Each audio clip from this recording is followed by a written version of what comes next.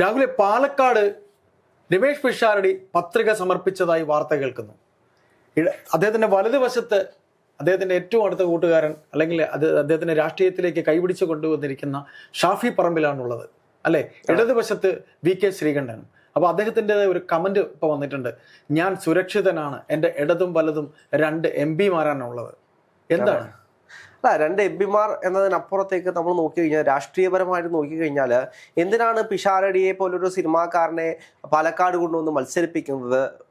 കോൺഗ്രസിന് കിട്ടേണ്ട ഒരു ഉറച്ച സീറ്റ് എന്തിനാണ് നശിപ്പിക്കുന്നത് എന്ന് ചോദിച്ച് ഇഷ്ടംപോലെ പേര് കമന്റ് ഇടാറുണ്ട്. അത് ഭൂരിപക്ഷവും നമ്മൾ നോക്കിക്കഴിഞ്ഞാൽ BJP-ക്കാർ തന്നെയാണ്. അത് വെറുതെ സൈബറിടങ്ങളിൽ മേയുന്ന, അതെ, ആ പ്രൊഫൈലുകൾ എടുത്ത് നമ്മൾ പരിശോധിച്ച് കഴിഞ്ഞാൽ BJP-ക്കാർ തന്നെയാണ്. അയ്യോ, കോൺഗ്രസ്സുകാരോട് BJP-ക്കാർക്ക് ഇത്രയും സ്നേഹം എന്തിനാണ് എന്ന് ആലോചിക്കുമ്പോഴാണ് നമുക്ക് മനസ്സിലാക്കാൻ കഴിയുന്നത്. പിഷാരടിയോട് മാധ്യമപ്രവർത്തകർ ചോദിക്കുന്നുണ്ട്, എങ്ങനെയുണ്ട് എതിർ സ്ഥാനാർത്ഥികൾ, വിജയിക്കുമോ എന്ന് ചോദിക്കുമ്പോൾ പിഷാരടി പറയുന്നത്, എൻ്റെ ഏറ്റവും വലിയ എതിർ സ്ഥാനാർത്ഥി എന്ന് പറയുന്നത് ഷാഫി പറമ്പിലാണ്.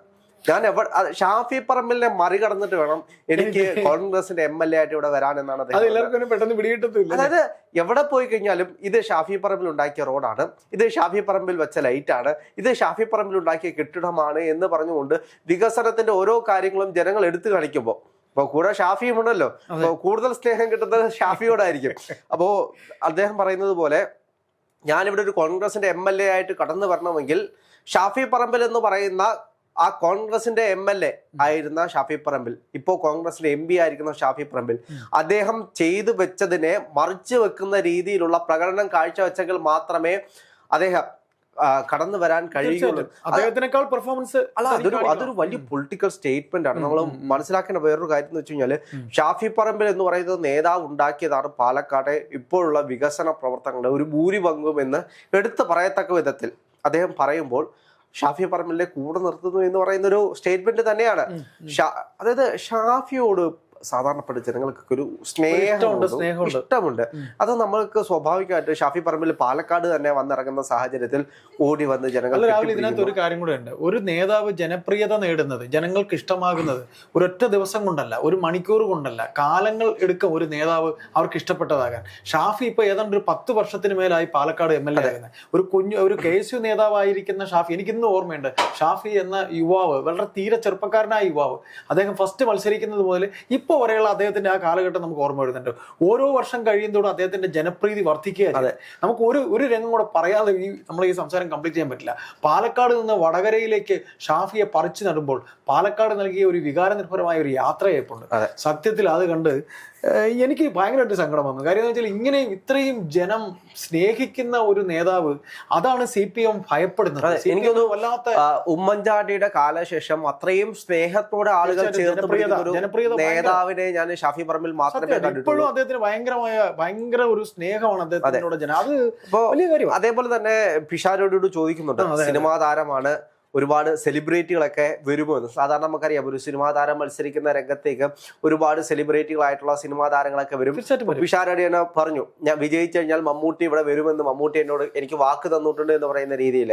അപ്പോൾ മാധ്യമങ്ങൾ അങ്ങനെ ചോദിക്കുമ്പോൾ പിഷാരടി പറയുന്നത്, ഞാൻ എല്ലാ സെലിബ്രിറ്റികളോടും വിളിച്ചു പറഞ്ഞിട്ടുണ്ട്, അതായത് എല്ലാ സിനിമാക്കാരോടും വിളിച്ചു പറഞ്ഞിട്ടുണ്ട്, വെറുതെ എനിക്ക് വേണ്ടിയിട്ട് വോട്ട് ചോദിക്കാൻ വന്നിട്ട് ഇവിടെ ഉള്ള നാട്ടുകാരുടെ സൈബർ അറ്റാക്കിങ് വാങ്ങിക്കേണ്ട ഒരു കാര്യമില്ല. സ്വാഭാവികമായിട്ട് LDF-കാരും അവിടുത്തെ BJP-കാരും, അതെ, അദ്ദേഹം വേറൊരു രാഷ്ട്രീയമാണ് എങ്കിൽ അദ്ദേഹം വരാതെ സ്വാഭാവികമായിട്ടും അങ്ങനെ അതൊരു സ്റ്റേറ്റ്മെന്റ് ആണ് പറയുന്നത്. കോൺഗ്രസിന് വേണ്ടിയിട്ട്, അതായത് കോൺഗ്രസിന് വേണ്ടി മാത്രം ഇത്തരത്തിലുള്ള സിനിമാ താരങ്ങൾ വരികയാണെങ്കിൽ അവർ സൈബർ അറ്റാക്ക് നേരിടേണ്ടി വരും. തീർച്ചയായിട്ടും. പിന്നെ അല്ല, പക്ഷെ വേറൊരു കാര്യമുണ്ട് രാവിലെ, ഈ പഴയതുപോലെ CPM-ന്റെ സൈബർ ഹാൻഡിലുകൾ അത്ര അങ്ങ് യേശുന്നുണ്ടോ എന്നൊരു സംശയമുണ്ട്. പ്രത്യേകിച്ച് MV നികേഷ് കുമാർ എന്ന് പറയുന്ന വ്യക്തിക്ക് ആ ഒരു സ്ഥാനം കൊടുത്തത്, അദ്ദേഹം ഒരു MLA സ്ഥാനവും ഒരു സ്ഥാനാർത്ഥി മോഹവും അദ്ദേഹത്തിന് ഉണ്ടായിരുന്നു. ഇപ്പൊ പ്രഖ്യാപിച്ചാലൊന്നും അദ്ദേഹം ഇല്ലതാനും. ഇപ്പോ അതുകൊണ്ട് തന്നെ അത്ര അങ്ങൊരു ുന്നുണ്ടോ? ഇപ്പൊ പോരാളി ഷാജിയൊക്കെ പഴയതുപോലെ അത്ര ഒരു വീര്യമൊന്നും എനിക്കറിയില്ല. അത്രത്തോളം വീര്യമില്ല, അത് ജനങ്ങൾ ഏറ്റെടുക്കുന്നില്ല. തീർച്ചയായിട്ടും അതാണ് ഒരു വെറുതെ അങ്ങ് പോവുകയാണ്, ഒരു നനഞ്ഞ പടക്കമല്ല. പോസ്റ്റ് ഇട്ട് കഴിഞ്ഞാൽ അത് ജനങ്ങൾ ഏറ്റെടുക്കണം, അതിന് കഴമ്പുണ്ടാവണം. തീർച്ചയായിട്ടും അങ്ങനെയൊന്നും ഇപ്പൊ ഇല്ല. കഴമ്പില്ലാത്തത് കൊണ്ടും ജനങ്ങൾ ഏറ്റെടുക്കുന്നില്ല അത്തരത്തിലുള്ള പോസ്റ്റ്. എല്ലാം നനഞ്ഞ പടക്കമായിട്ട് പോവുകയാണ്. നനഞ്ഞ പടക്കമല്ല, അതിനപ്പുറത്തേക്ക് അതിലും ലോ ആണ്. അതെ. പിന്നീടുള്ള കാര്യം എന്ന് വെച്ച് കഴിഞ്ഞാൽ പിഷാരടിയോട് മാധ്യമങ്ങൾ ചോദിക്കുന്നുണ്ട്, സെലിബ്രിറ്റി ആയിട്ട് മത്സരിക്കുമ്പോൾ എങ്ങനെയുണ്ട് ആളുകളുടെ പിന്തുണ, അപ്രോച്ച് എന്ന്. അപ്പോൾ അദ്ദേഹം പറയുന്നത്, ഞാനൊരു സെലിബ്രിറ്റി അല്ലല്ല, ഞാൻ സിനിമാ താരമായിട്ട് മത്സരിക്കാൻ ഉദ്ദേശിക്കുന്നത്, ഞാനൊരു കോൺഗ്രസ്സുകാരനായിട്ട് കോൺഗ്രസിന്റെ ഒരു പ്രതിനിധിയായിട്ട് മത്സരിക്കാനാണ് ഞാൻ ആഗ്രഹിക്കുന്നത്. അതൊക്കെ അദ്ദേഹത്തിന്റെ ഒരു രാഷ്ട്രീയ പാഠമാണ്. അത് രാഷ്ട്രീയം അറിയാതെയല്ല പിഷാരടി മത്സരത്തിൽ. നമ്മൾ ഇന്നലെയും പറഞ്ഞു, ഈ BJP-ക്കാര് വഴി കൂടെ നടന്നുപോയ സിനിമാക്കാരെ വിളിച്ചോണ്ടൊന്ന് സീറ്റ് കൊടുത്തതുപോലെ അല്ല, പിഷാരടിക്ക് രാഷ്ട്രീയം അറിയാം. അതാണ് കോൺഗ്രസിന്റെ മറ്റൊരു പ്രത്യേകത. പത്തനാപുരത്ത് കഴിഞ്ഞ പ്രാവശ്യം ജഗദീഷ് മത്സരിച്ചു. ജഗദീഷിന് രാഷ്ട്രീയം അറിയാം, ജഗദീഷിന് വ്യക്തമായ രാഷ്ട്രീയം അറിയാം. അതുപോലെ രാഷ്ട്രീയം പിഷാരടിക്ക് അറിയാം. അതുകൊണ്ട് തന്നെ ഇവരുടെയൊക്കെ ഒരു പരിപാടിയും നടക്കില്ല. വെട്ടൊന്ന് മുറി രണ്ടെന്നൊക്കെ പറയുന്ന പോലെ ഇവർ പറയുന്നതിന് കൃത്യമായ മറുപടി. സ്വാഭാവികമായിട്ടും രമേശ് പിഷാരടി എന്ന് പറയുന്ന കോൺഗ്രസ്സുകാരൻ 10 കൊല്ലമായിട്ട് കോൺഗ്രസിന് വേണ്ടി പണിയെടുക്കുന്നുണ്ട്. കോൺഗ്രസിന്റെ എല്ലാ വേദികളിലേക്കും വരുമ്പോൾ അദ്ദേഹം കൂടുതലും ഉപയോഗിക്കുന്നത് ഹാസ്യമാണ്. ഹാസ്യം കൊണ്ട് പറയുക എന്നതാണ് അദ്ദേഹം പലപ്പോഴും നടത്തിയിട്ടുള്ളത്. മുഖ്യമന്ത്രിക്കെതിരെ അദ്ദേഹം കൃത്യമായിട്ട് ഒരുപാട് കാര്യങ്ങൾ പറഞ്ഞിട്ടുണ്ട്. അദ്ദേഹത്തിന് കൊടുക്കുന്ന വേദികളെല്ലാം കൃത്യമായിട്ട് അദ്ദേഹം ഉപയോഗിച്ചിട്ടുണ്ട്.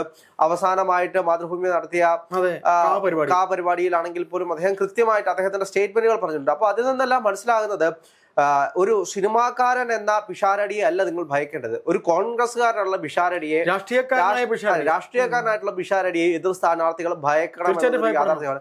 സാധാരണയായിട്ട് ഒരു സിനിമാക്കാരനായിട്ടുള്ള ഒരു ആള് വരുമ്പോ ബാക്കിയുള്ള സിനിമാക്കാരൻ എന്ന് പറഞ്ഞൊരു പുറന്തള്ളലുണ്ട്. സിനിമാക്കാരനാ. അപ്പോ സ്വാഭാവികമായിട്ട് എതിർ പാർട്ടികളൊക്കെ അവരെന്ത് രാഷ്ട്രീയം അറിയാമെന്നൊരു ചോദ്യം ചോദിക്കും. രാഹുൽ കേട്ടിട്ടില്ലേ, ഒരു രാഷ്ട്രീയക്കാരനും ഒരു സിനിമാക്കാരനും ഒരിക്കലും ഒരു വേദിയിൽ വരത്തില്ല. കാര്യം സിനിമാക്കാരന് അദ്ദേഹത്തിന്റെ കുറെ ആരാധകരുണ്ടാകും. അപ്പൊ അതിലുള്ളൊരു അസൂയ ഈ രാഷ്ട്രീയക്കാരനോട് സിനിമാക്കാരനും ഉണ്ടാവും. കാര്യം രാഷ്ട്രീയക്കാർക്കും ആരാധകരുണ്ട്. അപ്പൊ അവർ രണ്ടുപേരും ഒരുമിച്ച് വേദിയിൽ വരില്ല എന്നാണ് ഞാൻ കേട്ടിട്ടുള്ളത്. അല്ല, അതിനപ്പുറത്തേക്ക് നമ്മൾ മനസ്സിലാക്കേണ്ട കാര്യം, ഇപ്പൊ നേരത്തെ പറഞ്ഞതുപോലെ സിനിമാക്കാരനായിട്ടുള്ള രമേശ് പിഷാരടി നിങ്ങൾ പേടിക്കണ്ട, പക്ഷേ രാഷ്ട്രീയക്കാരനായിട്ടുള്ള രമേശ് പിഷാരടി നിങ്ങൾ പേടിക്കണം. കാരണം ഇനിയും അദ്ദേഹത്തിന്റെ ഭാഗത്ത് നിന്ന് കൃത്യമായിട്ടുള്ള ഒരു രാഷ്ട്രീയ പ്രവർത്തനം മുന്നോട്ട് പോകുമ്പോൾ ഇനി എന്താണെങ്കിലും 10-20 ദിവസമുണ്ട്. ആ 20 ദിവസം കൊണ്ട് അദ്ദേഹം ഇപ്പം തന്നെ പാലക്കാട് കളം പിടിച്ച് കഴിഞ്ഞിരിക്കുന്നു എന്ന് വേണമെങ്കിൽ പറയാം. കൃത്യമായിട്ടുള്ള ഇടപെടലുകൾ. അപ്പൊ അദ്ദേഹം ഒരു കോൺഗ്രസ്സുകാരനായതുകൊണ്ടാണ്, ഒരു കോൺഗ്രസ് ജെനിസാണ്. തീർച്ചയായും നമുക്കറിയാം, ഈ കോൺഗ്രസ് ജെനിസുള്ള ആളുകൾ പൊതുവെ ആളുകളെ ചേർത്ത് പിടിക്കുന്ന ഒരു സ്വഭാവക്കാരനാണ്. അപ്പൊ രമേശ് പിഷാരടിയും അങ്ങനെ തന്നെയാണ്. പിന്നീട് അദ്ദേഹത്തിന് അവിടെ ഒരു എതിർ സ്ഥാനാർത്ഥി എന്ന് പറയണമെങ്കിൽ അത് ശോഭാ സുരേന്ദ്രൻ മാത്രമേ ഉള്ളൂ. CPM-ന്റെ നേതാവ് ചിത്രത്തിൽ പോലും ഇല്ലാത്തതുകൊണ്ട് കുഴപ്പമില്ല. ആ വോട്ടുകൾ എങ്ങനെ ബാധിക്കുന്നു എന്നൊരു ചോദ്യമാണ്. അതിന്റെ പ്രധാനപ്പെട്ട കാരണം എന്ന് വെച്ച് കഴിഞ്ഞാല് 140 മണ്ഡലങ്ങളുടെ സ്ഥാനാർത്ഥി നിർണയം വരുമ്പോൾ BJP-യെ സംബന്ധിച്ച് ഏകദേശം 10ഓളം സ്ഥലങ്ങളിൽ മാത്രമേ അവരുടെ ശക്തമായിട്ടുള്ള സ്ഥാനാർത്ഥികൾ ഇട്ടിട്ടുള്ളൂ. പക്ഷെ CPM-ലേക്ക് വരികയാണെങ്കിൽ CPM-ഉം വളരെ എല്ലാം നേരത്തെയുള്ള സ്ഥാനാർത്ഥികൾ തന്നെയാണ് മത്സരിക്കുന്നത്. അങ്ങനെ വരുന്ന ഒരു സാഹചര്യത്തിൽ ഇവിടെ BJP-യും CPM-ഉമായിട്ടുള്ളൊരു ബന്ധം നമ്മൾക്ക് തള്ളിക്കളയാതിരിക്കാൻ കഴിയില്ല. ഇപ്പോ കോൺഗ്രസ് ഉന്നയിക്കുന്ന പോലെ ഒരു CJP കൂട്ടുകെട്ട് നമുക്ക് വേണമെങ്കിൽ ആ ഒരു അന്തർധാര നമുക്ക് ആ സ്ഥാനാർത്ഥി പട്ടികൾ തമ്മിൽ നമ്മളൊന്ന് എടുത്തു വെച്ച് പരിശോധിച്ചു കഴിഞ്ഞാല് BJP-ക്ക് അനുകൂലമായിട്ടുള്ള, അതായത് BJP-യുടെ 10 സ്ഥാനാർത്ഥികൾ, ശക്തമായ 10 സ്ഥാനാർത്ഥികൾ നിൽക്കുന്ന മണ്ഡലങ്ങൾ എടുത്തു വെച്ച് നോക്കിക്കഴിഞ്ഞാല് BJP-ക്ക് പൊതുവെ ഒരു പ്രാതിനിധ്യം കൂടുതൽ കിട്ടുന്ന രീതിയിലാണ് അത് സെറ്റ് ചെയ്ത് വെച്ചേക്കുന്നത്. അവിടെ ഒരു അന്തർധാര നമുക്ക് പരിശോധിച്ചു കഴിഞ്ഞാൽ ചില ഇടങ്ങളിൽ നമുക്ക് മനസ്സിലാക്കാൻ കഴിയും ഇതെന്തുകൊണ്ടാണ് ഇവർ ഇങ്ങനെ പ്ലേസ് ചെയ്തത് എന്നുള്ള ചില സംശയങ്ങൾ. ഇവരുടെ സ്ഥാനാർത്ഥികളെ ഇവർ നിശ്ചയിച്ചത്. അതെ. അതിനപ്പുറത്തേക്ക് നമ്മളിപ്പോ പാലക്കാട് തന്നെ നോക്കുകയാണെങ്കിൽ പാലക്കാട് ഇവര് തമ്മിലാണ് ഒരു മത്സരം നടക്കുന്നത്.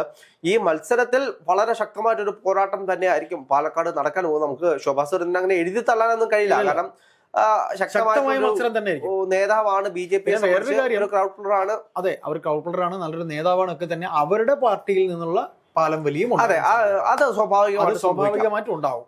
പാലക്കാട് അവരുടെ കൃഷ്ണകുമാർ, സുരേന്ദ്രനൊക്കെ ഒരേ പക്ഷമാണ്. അപ്പൊ നമുക്കത് അറിയാം. കഴിഞ്ഞ ഉപതെരഞ്ഞെടുപ്പ് ഓർമ്മയുണ്ടല്ലോ, രാഹുൽ മാങ്കൂട്ടൻ ജയിച്ച ഉപതെരഞ്ഞെടുപ്പ് എന്ന് പറയുന്നത് സന്ദീപ് വാര്യർക്ക് സീറ്റ് പോയത്, അദ്ദേഹം പാർട്ടി വിട്ടുപോയത്. അപ്പൊ അതുകൊണ്ട് അങ്ങനെ ഒരു ഈസി ആയിട്ട് ശോഭാ സുരേന്ദ്രൻ അങ്ങനെ ഒന്നും പിടിക്കാൻ പറ്റുന്ന എനിക്ക് തോന്നുന്നു. ഞാൻ അങ്ങനെ ശോഭാ സുരേന്ദ്രന്റെ വീഡിയോകളോ ചിത്രങ്ങളോ ഒന്നും അധികം കണ്ടിട്ടില്ല. എന്തുകൊണ്ടാണ് എന്ന് എനിക്കറിയില്ല. ആളുണ്ട് പക്ഷേ രമേശ് പിഷാരടി കൂടുതലൊരു സെലിബ്രിറ്റി ആയതുകൊണ്ട്, ഒരു സിനിമാ താരം ആയതുകൊണ്ടാകാം. പാലക്കാട് രാഹുൽ പറഞ്ഞ പോലെ പാലക്കാടിലെ ജനങ്ങൾക്കൊരു പ്രത്യേകത ഉണ്ട്. ഇപ്പൊ രാഹുൽ മാങ്കൂട്ടം മത്സരിച്ചപ്പോൾ ഞങ്ങൾ അവിടെ റിപ്പോർട്ട് ചെയ്യാനൊക്കെ പോയിട്ടുള്ളത്, അവരങ്ങനെ പെട്ടെന്ന് അങ്ങ് ഇഷ്ടപ്പെടത്തില്ല. പക്ഷെ ഇഷ്ടപ്പെട്ടാൽ അവർക്ക് ഭയങ്കര താല്പര്യം. ഇപ്പൊ രാഹുൽ മാങ്കൂട്ടം ഇപ്പോഴും അവിടെ ചെന്നിറങ്ങുമ്പോൾ അദ്ദേഹത്തിന്റെ പിറകെ ആളുള്ളത് എന്തുകൊണ്ടാണ്? രാഹുലിനെ അവർക്ക് ഇഷ്ടമായി, രാഹുൽ എന്ന ജനപ്രതിനിധി അവർക്ക് ഇഷ്ടമായി, അതുകൊണ്ടാണ് ഇഷ്ടപ്പെടുന്നത്. മറ്റു വശങ്ങൾ ചിന്തിക്കുന്നുണ്ടോ ഇല്ലയോ എന്നുള്ളതൊക്കെ വേറെ കാര്യം.